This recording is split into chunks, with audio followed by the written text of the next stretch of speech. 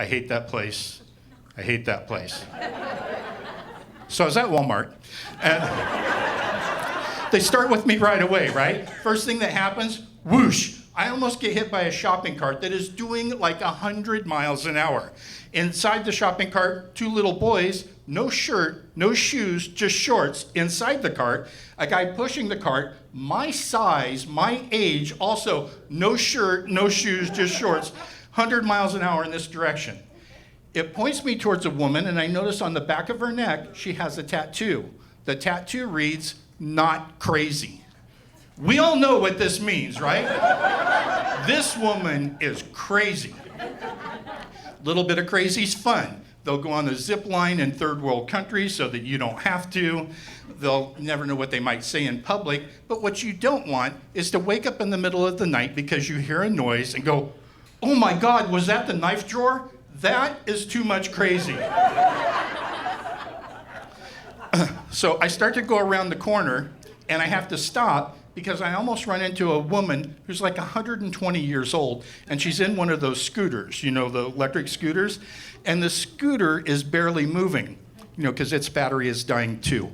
But, and when I stop, wham, a shopping cart hits me right in the back of the ankles. You know that spot where God only put there, you know, for ankles and shopping carts and stuff like that?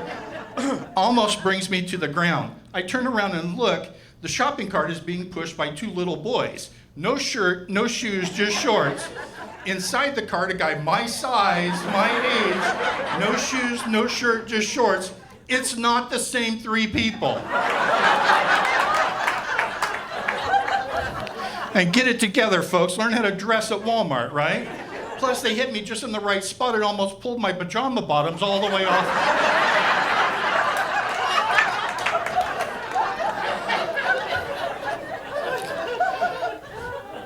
So now I want to go to the auto parts section, and I ask the guy there, "Can you tell me where the Fix-A-Flat is?"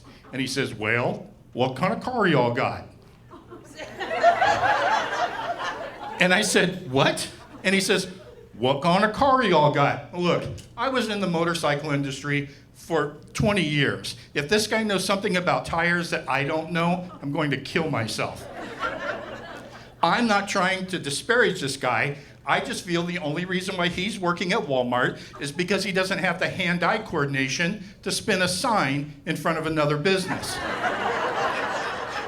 I'm not saying that nobody at Walmart is intelligent. I'm just saying that if you are intelligent and you do work at Walmart, we've never met. So now I have to know, what difference does it make what kind of car I have? He says, "Well, some cars have tire sensors, and they think that Fix-A-Flat might hurt the tire sensors." See, my car doesn't have tire sensors, so that doesn't matter. He said, "Well, actually, Fix-A-Flat says it won't hurt the tire sensors, so you'd be fine." So why are we having this conversation? So now I have to know. I said, "Okay, look, my car doesn't have tire sensors. Fix-A-Flat won't hurt the tire sensors. Can you please tell me where the Fix-A-Flat is?" And he says, "We're out of it."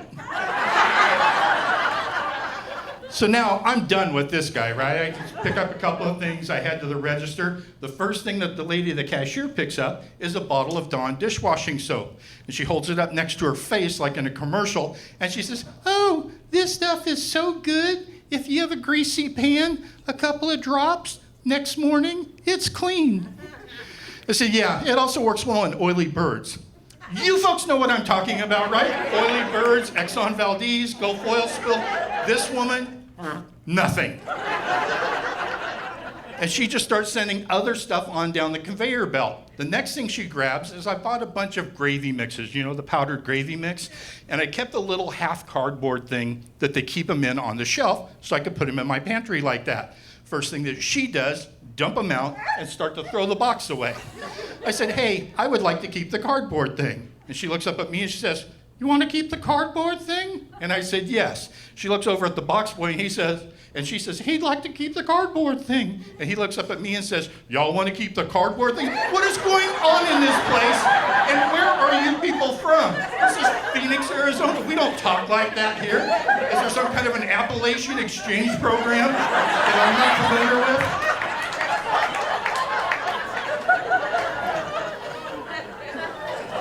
Now she says something else, and I don't hear what it is, but it ends in hun. I thought, oh great, now I'm being sexually harassed.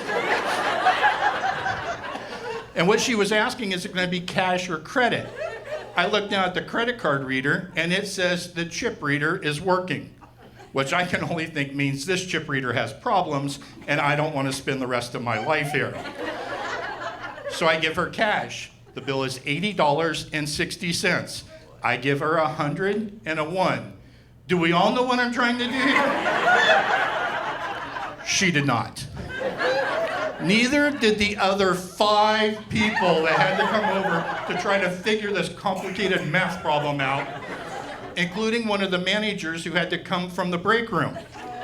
Again, I don't want to make fun of somebody or their physical appearance. If you look at me, you might spot some physical imperfections on me too. One of those is, I have a receding hairline. Mine is not nearly as bad as hers. And I wouldn't have even noticed, except she came from the back room like this. Oh, wait, okay? Look, I'm not making fun of somebody who has a hunchback. I saw her back, there was no hump. What there was a cape for some reason. Must have been playing some kind of Disney Princess Comic-Con thing in the back. And guess who's not playing Belle? And so she drags her leg around to the back of the register, and I get frustrated, and I say, look, all that you have to do is put in the money that I gave you, and the machine will give you the answer. Just then, the original cashier appears from behind the register, and she says, oh, I get it, oily birds.